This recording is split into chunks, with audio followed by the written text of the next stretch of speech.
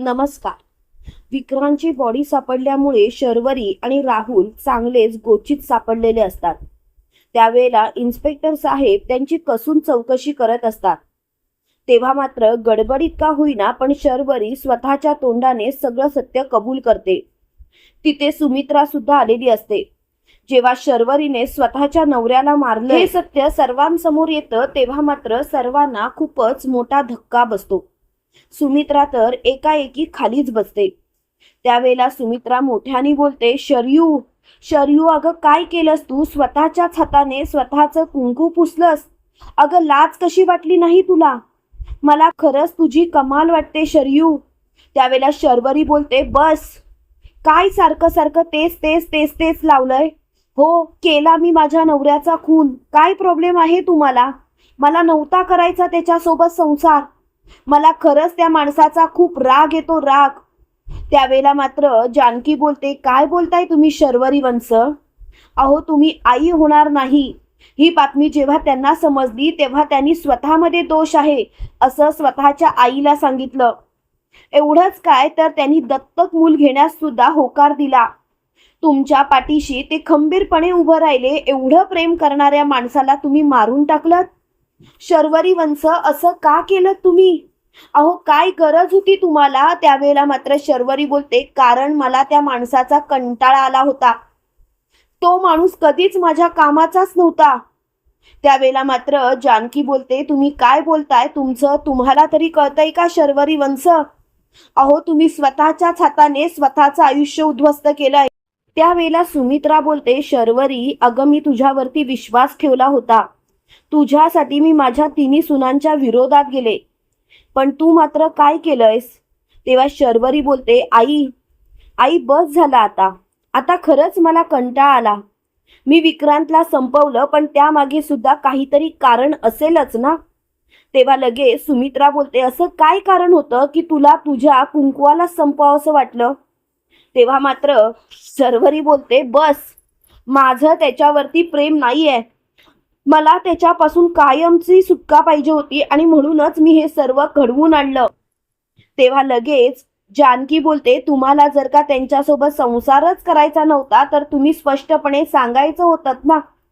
अहो विक्रांत भाऊजींना मी समजावलं असतं, त्यांनी तुम्हाला कायमचा घटस्फोट दिला असता. पण त्यासाठी तुम्हाला त्यांच्या जीवावर उठवायची गरजच काय होती? तेव्हा मात्र शर्वरी बोलते, जानकी वहिनी तू गप्प बस. तुझा चांगुलपणा आहे ना तुझ्याशीच ठेव आणि प्रत्येक गोष्टीत प्रत्येकाच्या पडायची गरज नाही तुला. तेव्हा जानकी बोलते, शर्वरी वंशा हो काय बोलताय तुम्ही? तेव्हा मात्र सुमित्राचा ताबा सुटतो आणि सुमित्रा सटासट शर्वरीच्या कानाखाली खेचते आणि शर्वरीला बोलते, कुणाशी बोलतेस तू? जानकीशी. अगं याच जानकीने तुझा संसार वाचवला होता. तुझ्या सासूला समजावलं होतं. तुला मूल दत्तक घेऊन दिलं होतं आणि तू काय केलंस?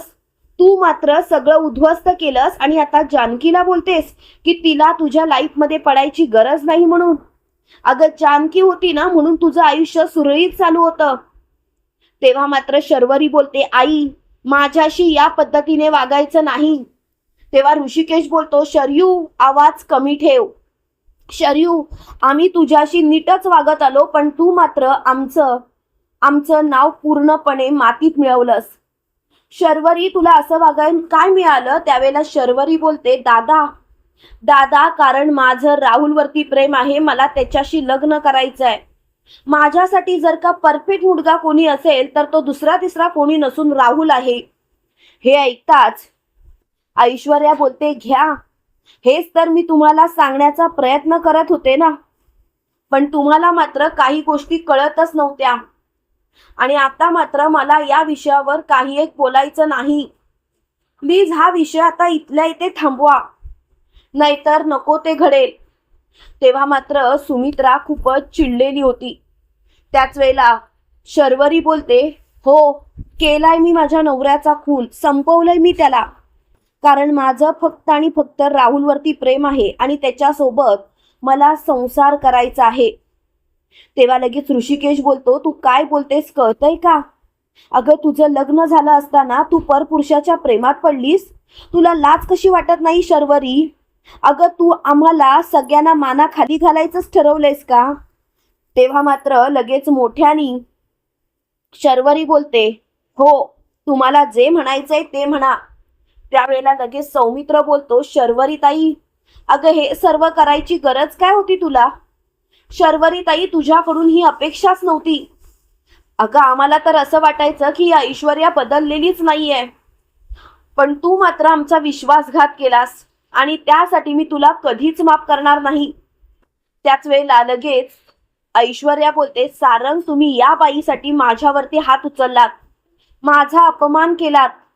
तेव्हा सारंग बोलतो, खरं सांगू का ऐश्वर्या, कुठेतरी शरयूताईवरती विश्वास होता. असं वाटत होतं की शर्वरीताई खरंच खूप चांगली आहे आणि शर्वरीताई असा कधी विचारच करू शकत नाही. पण आज मात्र शर्वरीताईने जे काही केलं ना ते चुकीचं केलं. परत कधीच मी शर्वरीताईवरती विश्वासच ठेवू शकत नाही. तेव्हा मात्र मोठ्यानी सुमित्रा बोलते, काय मिळवलंस तू शर्वरी, काय मिळवलंस?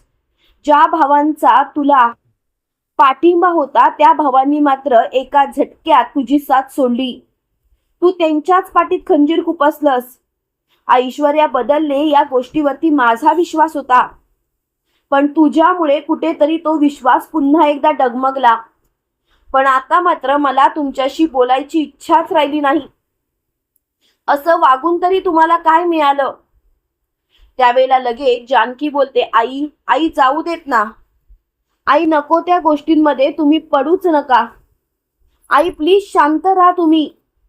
तेव्हा मात्र लगेच सौमित्र बोलतो, शर्वरीताई तुझ्यामुळे हे सर्व झालं. त्यावेळेला राहुल बोलतो, प्लीज प्लीज शांत राहा ना सगळे, असं काय करताय? अहो तिचं माझ्यावरती प्रेम होतं म्हणूनच आम्हाला विक्रांतला संपवावं लागलं.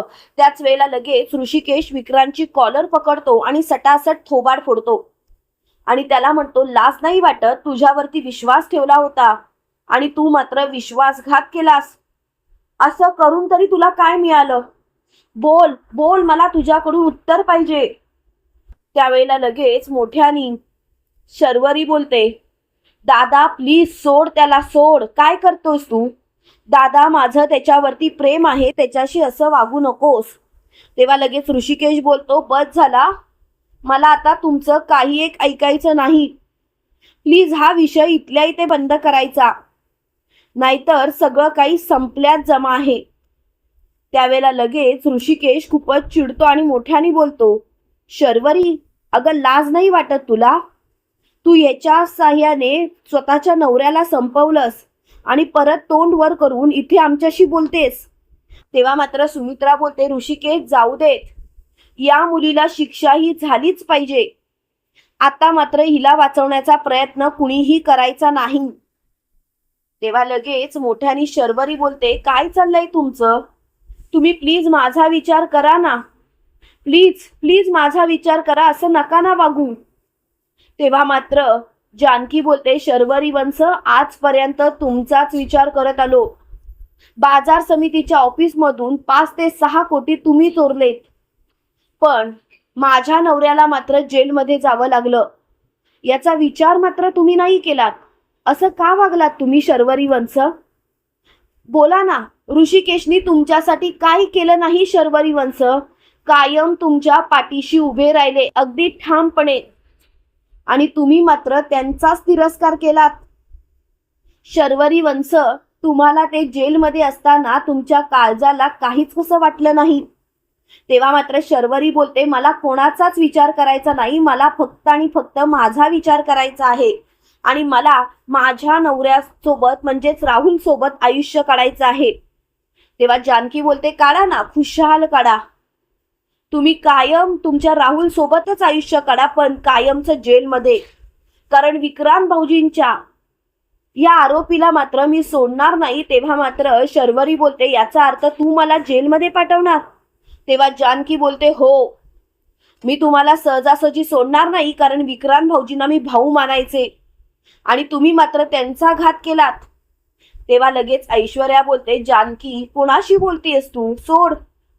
त्याच वेळेला शर्वरी ऋषिकेशच्या जवळ जाते आणि ऋषिकेशला बोलते, दादा दादा प्लीज प्लीज मला समजून घे दादा, माझ्याकडे पर्यायच नव्हता. दादा मी तरी काय करणार, बोल ना दादा. तेव्हा मात्र मोठ्यानी ऋषिकेश बोलतो, शर्वरी, इमोशनली ब्लॅकमेल आता मला करू नकोस, कारण कितीही काही झालं तरी मी इमोशनली ब्लॅकमेल नाही होणार. मला तुझ्याशी बोलायची सुद्धा इच्छा राहिली नाही शर्वरी. तेव्हा मात्र शर्वरी खूपच चिडते आणि मोठ्याने बोलते, अच्छा, म्हणजे तुम्ही सगळ्यांनी ठरवलंच आहे तर की तुम्हाला मला कायमचं गजाड पाठवायचंच आहे. बरोबर ना आई? आई, तुला सुद्धा हेच पाहिजे होतं ग. म्हणूनच तर तू मुद्दामून नाटक करत होतीस माझ्या बाजूने बोलायची. तेव्हा मात्र सुमित्राच्या डोळ्यात पाणी येतं. त्यावेळेला जानकी शर्वरीला बोलते, शर्वरी वंश, काय बोलताय तुम्ही? कळतंय तुम्हाला? शर्वरी वंश, तुम्ही तुमच्या आईवरती आरोप करताय. जरा विचार करून बोलत जा शर्वरी वंश. असं कसं काय बोलू शकता तुम्ही? अहो, आईंनी तुमच्यासाठी काय केलं नाही? सगळ्यांच्या विरोधात जाऊन तुम्हाला पैसे मिळावेत म्हणून त्या प्रयत्न करत होत्या आणि तुम्ही त्यांच्यावरती आरोप करताय. शर्वरी वंश, तोंडाला जरा आवर घालत जा. तेव्हा लगेच शर्वरी बोलते, पुरे, मला आता कोणाचं काहीच ऐकायचं नाहीये. तुम्ही सगळ्यांनी ठरवलंय ना तर ठरवा, मला काही एक फरक पडत नाही. तेव्हा मात्र इन्स्पेक्टर साहेब बोलतात, खरं सांगू का, मी पहिल्यांदा अशी बायको बघितली जी स्वतःच्या नवऱ्याला मारून सुद्धा अगदी ठामपणे तुमच्या सगळ्यांशी बोलतीये. तेव्हा मात्र जानकी बोलते, कारण शर्वरी वंशनी लाजच सोडली आहे ना. त्यांना फक्त आणि फक्त त्यांच्या डोळ्यासमोर हा राहुलच दिसतोय.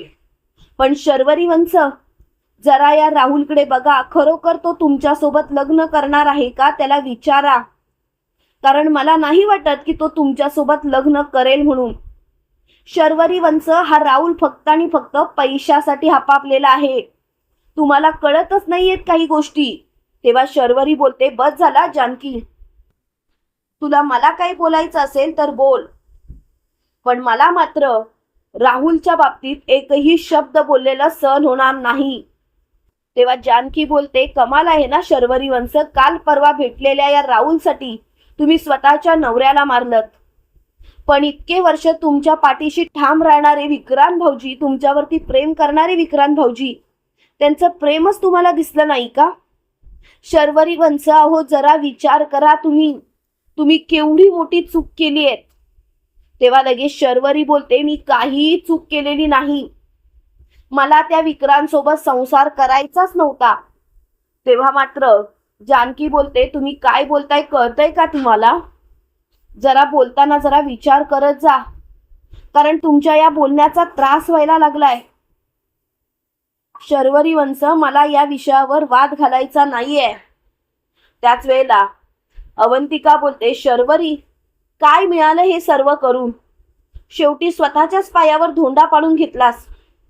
खरं तर आम्हाला तिघींना सुद्धा खात्री होती की हे सर्व तूच घडवून आणलंयस, तरी सुद्धा स्वतःच्या तोंडावर ताबा ठेवला होता आम्ही, कारण आईंना दुखवायचं नव्हतं. आधीच नाना गेले होते म्हणून आई आधीच खचल्या होत्या, आणि त्यात तुमची ही कारस्थानं त्यांच्या समोर आली असती तर त्या आणखीन खचल्या असत्या. म्हणूनच स्वतःच्या तोंडाने तुम्ही जेव्हा ते सत्य कबूल कराल तेव्हा आईंना जर का कळलं तर त्यांना खूप मोठा धक्का बसणार नाही. म्हणूनच आम्ही हे सगळं घडवून आणलं. तुम्हाला काय वाटलं शर्वरी वंश, चाल फक्त तुम्हालाच खेळता येते? खरं सांगायचं तर आमच्या प्लॅन मध्ये तुम्ही अडकला होतात. ऐश्वर्याने तर आधीच ऐकलं होतं की तुम्ही विक्रांत भाऊजींना मारलेत म्हणून, पण जानकी वहिनी आणि मी विश्वास ठेवला नव्हता, कारण आम्हाला तुमच्यावरती केलेल्या संस्कारांवरती विश्वास होता, म्हणजेच आई नानांवरती. आई आणि नानांचे संस्कार असे विचित्र काम करतील असं आम्हाला वाटलं सुद्धा नव्हतं. त्याच वेळेला शर्वरी बोलते, बस झाला, नाटकं बंद करा. आणि तुम्हाला काय वाटलं, तुम्ही जे काही कराल ते योग्य कराल का? मला तर तुमचं वागणंच पटत नाहीये. प्लीज हे सर्व थांबवा. तेव्हा मात्र सुमित्रा खूपच चिडते आणि म्हणते, इन्स्पेक्टर साहेब, या मुलीला घ्या आणि जेलमध्ये टाका, हिचं पुन्हा मला तोंड पाहायचं नाही. तेव्हा शर्वरी आणि राहुल एकमेकांकडे बघत राहतात. त्यावेळेला शर्वरी लगेच जानकी समोर जाते आणि जानकीला बोलते, जानकी वहिनी प्लीज प्लीज असं नको ना करू. जानकी वहिनी प्लीज प्लीज मला वाचव ना. जानकी वहिनी, मी जे काही केलं ते माझं प्रेम मिळवण्यासाठी केलं. त्यावेळेला जानकी शर्वरीला ढकलून देत बोलते, शर्वरी वंश, माझ्या वाटेला जायचा प्रयत्न सुद्धा करू नका. मला खरंच तुमच्या या गोष्टीचा खूप त्रास होतोय.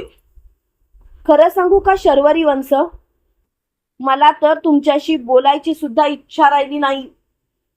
त्यावेळेला शर्वरी बोलते, जानकी वहिनी असं करू नकोस. त्याच वेळेला ऋषिकेश बोलतो, जानकी आई चला, या मुलीशी आपला कसलाही संबंध नाही. आम्हाला कोणती बहीण होती हे आता या आमच्या मनात सुद्धा नाही. तेव्हा मात्र मोठ्यानी सुमित्रा बोलते, बघितलंस शर्वरी, आजपासून तुझा आणि माझा संबंध संपला. मी पुन्हा कधीच तुझ्या वाटेला येणार नाही शर्वरी. तेव्हा मात्र शर्वरी खूपच चिडते आणि मोठ्यानी बोलते, बस, काय चाललंय तुमचं? अतिरेकपणा करताय तुम्ही आणि या विषयावर मला वाद घालायचा नाहीये. त्याच वेळेला लगेच मोठ्यानी शर्वरी बोलते, एक गोष्ट लक्षात ठेवा, तुम्ही मला जेलमध्ये टाकण्याचा प्रयत्न करताय ना, पण आता मात्र सगळं काही संपल्यात जमाय आणि मी मात्र तुम्हाला कधीच अजिबात माफ करणार नाही. तेव्हा मात्र ऋषिकेश बोलतो, चोराच्या उलट्या बोंबा. खरंच मानलं पाहिजे शर्वरी, अगं हे सगळं घडवून आणलंस तू, हे सगळं करतेस तू आणि आरोप मात्र आमच्यावरती. शर्वरी, उलट तू माफी मागायला पाहिजे होतीस, पण तुला मात्र लाजच वाटत नाही. तेव्हा मात्र शर्वरी बोलते, नाही वाटत लाज. काय करणार आहात? मला या विषयावर वादच घालायचा नाहीये. प्लीज या सर्व गोष्टी इथल्या इथे बंद करा. तुम्हाला काय वाटतं, खरोखर शर्वरी आणि राहुल कायमचे गजाआड जातील का आणि सुमित्रा शर्वरीशी कायमचे संबंध तोडेल का? कमेंट करून नक्की कळवा आणि असेच मालिकेंचे नवनवीन अपडेट पाहण्यासाठी व्हिडिओला लाईक आणि चॅनलला सबस्क्राईब करायला विसरू नका. थँक्यू.